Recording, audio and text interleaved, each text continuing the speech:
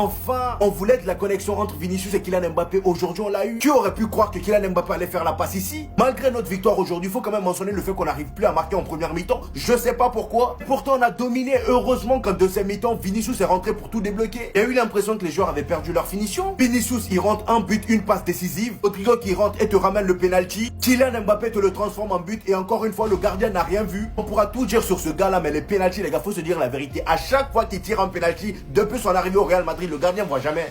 Le gardien voit jamais la bonne direction. Aujourd'hui, il a marqué son 6e but avec le Real Madrid, même s'il y a beaucoup de pénaltys, je trouve, pour un attaquant. Et en plus de ça, sans les pénaltys, c'est souvent des tapines. Mais le plus important, c'est qu'il marque. Par contre, malgré son pénalty, j'ai pas trouvé son match exceptionnel, qu'on se dise la vérité. Kylian, on a besoin de toi en pointe. On a besoin de toi dans l'axe. Il est rarement dans l'axe. Et en plus de ça, en première mi-temps, l'écart de niveau technique entre lui et les autres était flagrant. En même temps, j'ai envie de dire, sur le terrain, il y avait Arda Güler, il y avait Rodrigo qui faisait du sale sur son côté. Et aussi, j'ai remarqué qu'il était beaucoup plus à l'aise sans Vinicius sur le terrain qu'avec. Ce qui n'est pas bon signe parce qu'il est amené à jouer avec Vinicius à chaque fois.